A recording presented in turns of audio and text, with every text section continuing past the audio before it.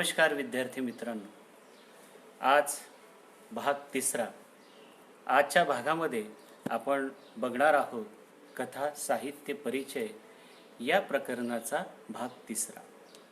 या व्हिडिओमध्ये आपण बघणार आहोत कथेची वैशिष्ट्ये आणि प्रमुख कथाकारांचा परिचय.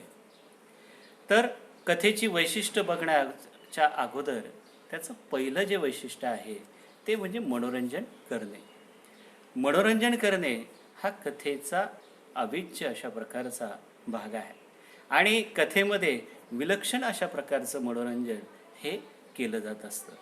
आणि कथेला सर्वात अगोदर जर कुठे स्थान मिळालं असेल तर ते दिवाळी अंकात. आणि दिवाळी अंकामध्ये मानाचं पान म्हणून कथेला त्या ठिकाणी स्थान दिलं जात होतं. कथेमध्ये काय असायचं? कथेमध्ये अगदी गोष्टी वेल्हाळ अशा प्रकारचा माणूस आपल्याला त्या ठिकाणी बघायला मिळायचा आणि त्याच्यातून मनोरंजन करणे हेच कथेचं प्रमुख पहिलं आणि वैशिष्ट्य आपल्याला या ठिकाणी सांगता येईल. दुसरं वैशिष्ट्य आहे सुसंस्कार होतात. आता कथेमुळे सुसंस्कार होतात. कथेमुळे आपल्याला माहिती आहे की एखाद्या कथेमध्ये सुंदर अशा प्रकारचे विचार कथाकार त्या ठिकाणी मांडत असतो आणि त्याचबरोबर कथेतले जे काही मूल्य आहे ते मूल्यही तो रुजवण्याचा प्रयत्न करतो. काही कथा आपल्याला प्रेरणा, बोध, स्फूर्ती आणि त्याचबरोबर त्या कथेतून मानवता, सत्य, समता, न्याय, स्वातंत्र्य, बंधुभाव, औदार्य, धैर्य, श्रमनिष्ठा, संवेदनशीलता, दया, सहकार्य अशा कितीतरी मूल्यांचा संस्कार आपल्याला कथा ही आपल्यापर्यंत रुजवत असते. आणि नुसतं कथा मूल्यांचाच विचार रुजवत नाही तर त्यात आदर्श व्यक्तिमत्वांचं सुद्धा त्या ठिकाणी आपल्याला दर्शन घडवत असते. आणि त्या मानवी मूल्यांमुळे माणूस कसा मोठा होत चाललेला आहे हेही आपल्याला अनेक बोधकथेतून त्या ठिकाणी आपल्या मनावर ठसा उमटवत असतो. तिसरं वैशिष्ट्य आपल्याला सांगता येईल की कथेमुळे उत्कंठा वाढवते. कथा वाचताना अनेकदा बघा की आता पुढे काय होणार ही उत्सुकता वाचकांच्या मनामध्ये सतत निर्माण होत असते आणि त्यामुळे त्या कथेतलं जे कथानक आहे ते कथानक वाचकाला खिळवून ठेवणारं असतं, वाचकाची जिज्ञासा जागृती करणारं असतं.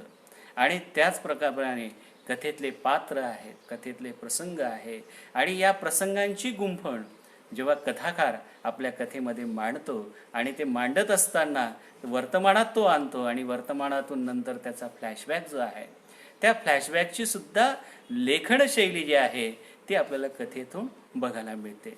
आणि वाचकाला त्यातलं नाट्यमय जे वळण आहे त्याच्यातला जो शेवटचा जो काही आपण म्हणूया क्लायमॅक्स आहे त्या क्लायमॅक्सचं सुद्धा आपल्याला उत्सुकता आपल्या मनामध्ये निर्माण होते की शेवट काय होणार आहे. अनपेक्षित शेवट हा सुद्धा या कथेचं वैशिष्ट्य आपल्याला त्या ठिकाणी बघता येऊ शकतं. चौथं वैशिष्ट्य आहे कथा एककेंद्री असते. कथा एककेंद्री असते कारण अनुभवांच्या रचनेचं जे स्वरूप आहे ते कथेचं एक केंद्री आपल्याला पाहता येईल. असं नाटक वगैरे जे काही जे साहित्य प्रकार आहेत त्या साहित्य प्रकार हे अनेक केंद्रीय असते परंतु कथा मात्र हे एक केंद्रीय असते. कारण कादंबरी आणि नाटकाप्रमाणे ती बहुकेंद्री नसून त्या कथेमध्ये जे प्रसंग आहे, जे पात्र आहे, जे वातावरण आहे याचं त्या ठिकाणी मर्यादित स्वरूपात आपल्याला ती बघायला मिळते आणि त्यामुळे त्याचं जे रूपांतर हे लघु असतं, ते पसरट नसतं आणि त्यामुळे ती एककेंद्री आपल्याला कथेचं वैशिष्ट्य सांगता येईल.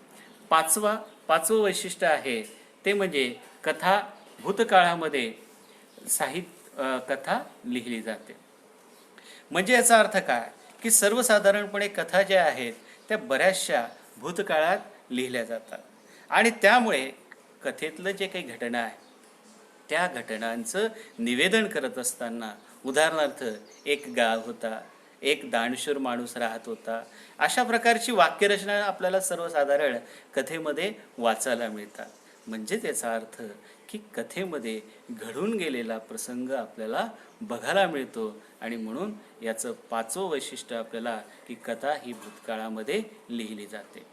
कथेचं 6वं वैशिष्ट्य आहे ते म्हणजे कथेच्या माध्यमातून जीवनाचा वेध घेतला जातो. आता कथा जी आहे ती मानवी जीवनाचं थेट आपल्याला त्या ठिकाणी वेध घेत असते. ती जीवनस्पर्शी असते.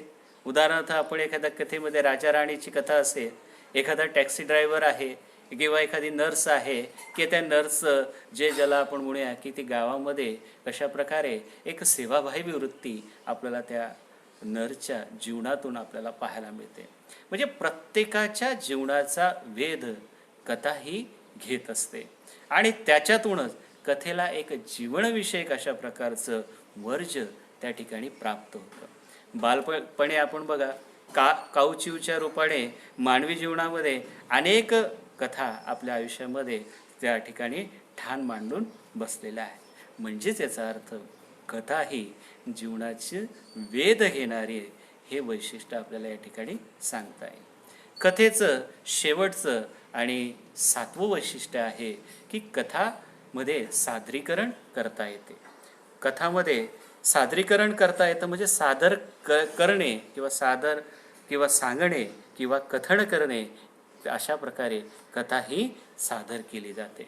उदाहरणार्थ कथाकथनाचा कार्यक्रम घेतला जातो, कथामाला त्या ठिकाणी आयोजित केली जाते, बालमेळावे सादर केले जातात, बाल साहित्य त्या ठिकाणी संमेलन आयोजन केलं जातं आणि त्या आयोजनातून कथा ह्या सादरीकरणाच्या माध्यमातून लोकांपर्यंत पोचवण्याचं काम कथा ही करत असते. म्हणजे याच्यातूनच आपल्याला की कथा ही एक सांस्कृतिक ज्याला आपण म्हणूया की शाळांमध्ये साहित्यातून अशा विविध कार्यक्रमातून आपल्याला नित्यनेमाने सांस्कृतिक देवघेव ही कथा करत असते. आणि अशा पद्धतीने कथेचं आपल्याला वैशिष्ट्य सांगता येईल. आणि पुढचं जो भाग आपल्याला बघायचा आहे ते म्हणजे कथेचं सादरीकरण. कथेचं सादरीकरण 2 पद्धतीने केलं जातं. एक म्हणजे अभिवाचन. अभिवाचन म्हणजे काय की अभिवाचन करत असताना कथा जी आहे ती श्रोत्यांपर्यंत योग्य प्रकारे पोचवण्याचं माध्यम ही कथा अभिवाचनातून केली जाते. कारण अभिवाचनामुळे कथा जी आहे ती श्रोत्यांपर्यंत योग्य प्रकारे आपल्याला पोचवता येऊ शकते आणि त्यामुळे कथेतला जो आवाजाचा जो चढउतार आहे त्याच्यातला एक सुरीपणा आपल्याला टाळता येतो.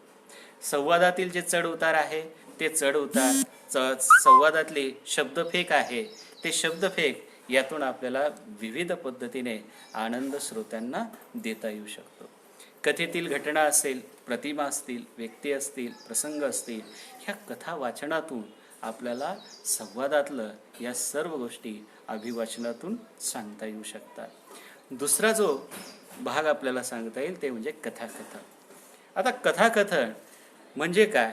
कथाकथन करणाऱ्या व्यक्तीच्या भाषेच्या ज्ञानाबरोबरच वाचिक अभिनयाची सुद्धा त्याला थोडीशी जोड द्यावी लागते आणि त्यामुळे कथाकथन हे उठावदार होते.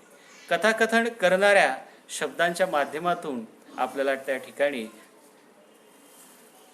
करताना पात्रांना जिवंत करण्याचं काम कथाकार आपल्या कथाकथनाच्या माध्यमातून तो करत असतो आणि त्यामुळे श्रोत्यांशी तो अगदी ज्याला आपण म्हणूया कथाकथनाच्या माध्यमातून तो संवाद साधण्याचं काम करतो.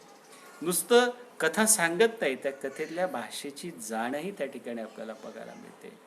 कथेतला स्पष्ट शब्दोच्चार असणं हा कथाकथनाचा एक सर्वात महत्त्वाचा भाग आपल्याला सांगता येईल. म्हणजे याचा अर्थ काय की कथामध्ये सौंदर्य, आशय सौंदर्य, अभिव्यक्ती विशेष, सादरीकरण, मनोरंजन आणि बोध या विशेषामुळे कथा आजही लोकप्रिय झालेल्या आपल्याला दिसतात. पुढचा भाग आपण पाहणार आहोत. आपल्या पुस्तकामध्ये अनेक कथाकारांचा परिचय दिलेला आहे, कथाकारांची नावं दिलेली आहेत, त्यांच्या साहित्याची ओळख करून दिलेली आहे. त्यापैकी फक्त आपण आज काही प्रमुख जे काही कथाकार आहेत त्या कथाकारांचा परिचय आपण करून घेणार आहोत. त्यातले पहिले जे लेखक आहे ते म्हणजे वि.स. खांडेकर, विष्णू सखाराम खांडेकर. खांडेकरांचा परिचय सांगायचा म्हणजे त्यांचं ज्ञानपीठ पुरस्कार विजेते आहे. ते थोर ज्याला आपण म्हणूया ज्येष्ठ कादंबरीकार ते आहेत. त्यांच्या ययाती, अमृतवेल, क्रोजवत, हिरवा चाफा यासारख्या अनेक कादंबऱ्या त्यांनी लिहिलेल्या आहेत.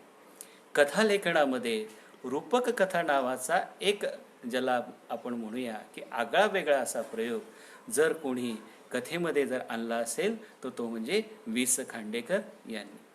त्यांचं फुले आणि दगड हा कथासंग्रह प्रसिद्ध आहे. पुढचे कथाकार आहेत शंकर पाटील. शंकर पाटील एक ग्रामीण कथाकार आहेत. त्यांची टारफुला कादंबरी ही खूप गाजलेली कादंबरी आहे. वळीव, धिंड यासारख्या कथा त्यांच्या गाजलेल्या आहेत. कथाकथनाचे अनेक कार्यक्रम शंकर पाटलांनी केलेले आहे. नुसतं इतकंच नाही तर त्यांनी एक गाव, 12 भानगडी, पिंजरा, भुजंग अशा मराठी गाजलेल्या हे जे काही मराठी चित्रपट आहे, या मराठी चित्रपटांच्या पटकथाही शंकर पाटलांनी लिहिलेल्या आहेत. पुढचे कथाकार आहेत अण्णाभाऊ साठे. अण्णाभाऊ साठेंचं मूळ नाव आहे तुकाराम भाऊराव साठे, परंतु अण्णाभाऊ साठे या नावानेच त्यांनी साहित्य त्यांचं प्रसिद्ध आहे. त्यांच्या साहित्यामध्ये काय बघायला मिळतं तर ते म्हणजे शोषित वर्गाची कहाणी त्यांच्या साहित्यातून आपल्याला बघायला मिळते. त्यांच्या कृष्णाकाठच्या कथा हा कथासंग्रह त्यांचा प्रसिद्ध आहे. अण्णाभाऊ साठे यांनी फक्त साहित्यच लिहिलं नाही तर ते एक थोर प्रसिद्ध अशा प्रकारचे शाहीरसुद्धा आहेत. फकीरा, रूपा, चित्रा, राणभोका, राणगवा यासारखी पुस्तकांची नावं त्यांची आपल्याला सांगता येऊ शकतात. फकीरासारख्या कादंबरीवर चित्रपटही निर्माण झालेला आहे. पुढचे कथाकार आहेत द मा मिरासदार. दत्तात्रय मारुती मिरासदार एक विनोदी लेखक आहे. त्यांच्या माझ्या बाप्पाची पेंड आणि मिरासदारी ही त्यांची 2 गाजलेली पुस्तकं आहेत. पाचवे पुढचे जे काही कथाकार आहेत ते कथाकार जयंत नारळीकर. आपल्या सर्वांना परिचित असेल की हे एक वैज्ञानिक कथाकार म्हणून ते प्रसिद्ध आहेत. त्यांचं यक्षाची देणगी हा कथासंग्रह त्या ठिकाणी प्रसिद्ध आहे. त्याचबरोबर पुढचे लेखिका आहेत त्या म्हणजे विभावरी शिरूरकर. विभावरी शिरूरकरांचा परिचय सांगायचा म्हणजे त्यांचं माहेरचं नाव जे आहे ते म्हणजे बाळूताई खरे, सासरचं नाव आहे मालती बेडेकर, परंतु विभावरी शिरूरकर याच नावाने त्यांनी साहित्य हे लिहिलेलं आहे. त्यांनी शबरी त्यांची एक गाजलेली कादंबरी आपल्याला सांगता येईल. कळ्याचं निश्वास हे त्यांचं गाजलेला कथासंग्रह प्रसिद्ध आहे. पुढचे कथाकार आहेत विजया राजाध्यक्ष. विजया राजाध्यक्षांचा परिचय सांगायचा म्हणजे त्या एक लोकप्रिय अशा प्रकारच्या कथाकार आहेत. त्यांचा अधांतर, विद्रोही, विदेही, अकल्पित, उत्तरार्ध, अनोळखी, अखेरचं पर्व अशा अनेक कथासंग्रह आपल्याला विजया राजाध्यक्ष यांच्या सांगता येते. आणि पुढचे शेवटचे जे कथाकार आहेत त्या म्हणजे उर्मिला पवार. उर्मिला पवारांचा परिचय सांगायचा म्हणजे त्यांचं 6वे बेट हे 1988 मध्ये हा पहिला कथासंग्रह त्यांचा प्रसिद्ध झाला. 1989 मध्ये 4थी भिंत हा कथासंग्रह त्यांनी लिहिला. त्याचबरोबर त्यांचं आयदान हे आत्मचरित्र प्रसिद्ध गाजलेलं असं आत्मचरित्र उर्मिला पवारांनी ते लिहिलेलं आहे. अशा या प्रमुख कथाकारांचा परिचय या ठिकाणी आपण बघितला. या पाठ्यांशावर मी एक छोटीशी कृती आपल्याला दिलेली आहे. त्यामध्ये कथेची वैशिष्ट्ये, कथेच्या लोकप्रियतेची कारणे आणि आपलं एक स्वमत त्या ठिकाणी आपण या भागावर ते आपल्या वहीमध्ये लिहायचं आहे. आणि अशा पद्धतीने या ठिकाणी मराठी साहित्य, ज्याला आपण कथा साहित्य परिचय, या भागाची आपण परिचय या ठिकाणी बघितलेला आहे. आणि हे प्रकरण आपण या ठिकाणी संपवतो आहे. आणि म्हणून पुन्हा मी पुन्हा सर्वांचं धन्यवाद त्या ठिकाणी मानतो आणि इथे हा भाग संपवतो.